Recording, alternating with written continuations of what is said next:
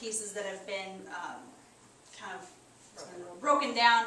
Really, really fine. It's not. It doesn't look like a granite piece in your sink. It's more like a composite with a bunch of little.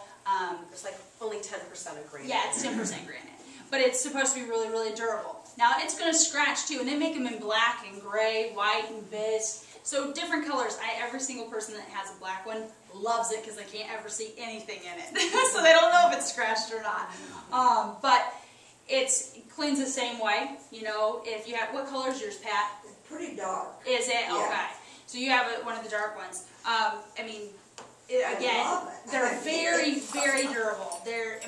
Because it's not just a straight white or a straight black or a straight bisque. It's got this texture almost to it that it's not a straight solid color. And anytime you have a solid color, you're going to see anything on it. Once you put, those granite little particles in it, it kind of gives it a little bit of a texture or a speckled look. Not speckled, but it's a really faint kind of speckle. I can't really describe it. I wish I had a piece here to tell you. It looks like the inside of a Teflon pan. Yeah, you're right. Then you have the dark gray one. Yeah. That's a great example. And yeah, those are really nice. And they make those for undermount for everything other than laminate right now. And they make them drop in too, so you can still have a drop in as well. So. Any other questions on laminate? Because I think that's all oh wait, I do have one more thing. Edge profile on laminate. I don't have them in here because they're on a big tower in the other room, but if anybody wants to look at them later on, they most certainly can.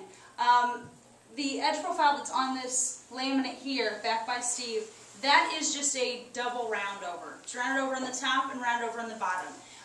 That has been around about, a little over 10 years, where they do the under wrap, where the laminate actually comes back and hits your cabinets up underneath.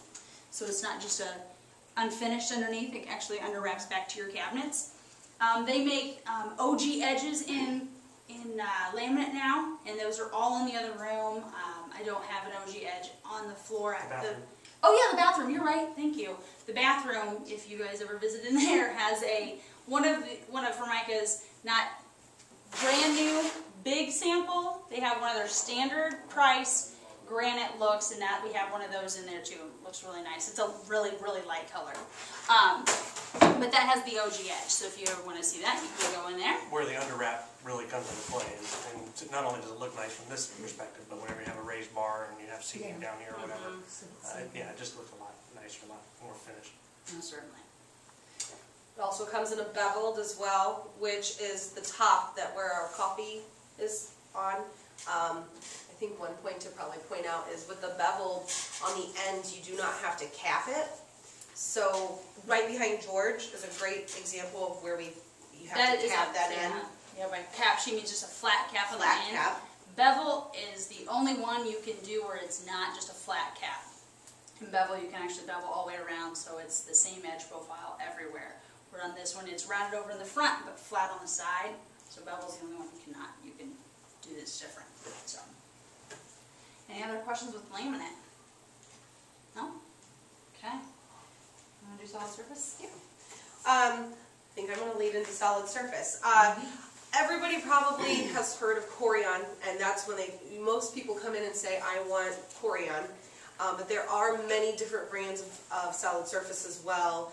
Livingston's one, there's quite a few other. But Corian is going to be one of the most common ones, and it's actually kind of right behind me here. And Corian has been around for quite a while. When I say it's a solid surface, it's completely different from laminate, and it's not a stone, so it's not a granite or a quartz.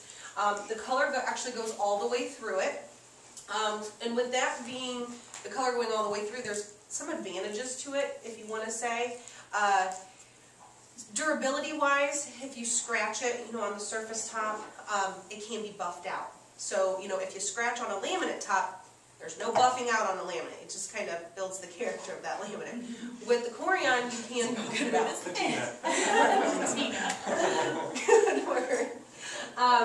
And Corian has really came a long way since I started in the business. I mean, it was just some solid surface or solid colors and patterns, but you can kind of see these are some of the newer ones. So they really are trying to, again, mimic any kind of stone look. They have patterns, kind of veining going through them. Yeah, a lot of veining, a lot of different kinds of blotches through them as well. She'll kind of hold up a couple of them here. I think you should show this one as well. This one is also Corian. But with Corian, there are a couple other things. Are the top on this perimeter here is Corian. The top actually where the big hood is Corian as well. A lot of people like to mix and match with Corian, so just as we did, and you can't really see our island because we've covered it, but it has Granite on, but you have Corian on the back half. Also, on the surface top, you do not see the seams for the fact that they're buffed out. With Granite or quartz, you're going to have those seams. There's no way around that. With laminate, you're going to have those seams. Again, there's no way around it. But with Corian, there is a way around that. Also, with the features of the seams, I mean, you could do a drop-in if you wanted to, you know, with that Granite. But one of the nice features of what we have here, and you guys, I don't know if you can see that with the stuff on the island, but you're more than welcome to come up here afterwards. They have an integrated seam, so that means one piece. It's all seamless. It falls in. There's no rim to catch any dirt or anything like a drop-in would, or you know, the rim underneath of an undermount. They do only come in a few colors. I think a white and a bisque. Yeah, it's your solid color. So they don't come in a lot of different colors. You know, it doesn't come in a stainless steel or anything because it is a Corian. But I have people that love this. And then I have people that don't always like it. So it's actually going to be, you know, what your personality is and how you work in the kitchen and the function that you're looking for. They come in a lot of different sizes in the sinks, as well as different layouts. I mean, we have a double bowl in there. The brochures that we have, actually this is a really nice brochure because one, it lists all the colors, but it also in the back here, it has, if I can find it, has your sink layouts as well too. And I'm not finding it right now, but it's in there. I promise. Very bad. You are. So price-wise, where does that fall?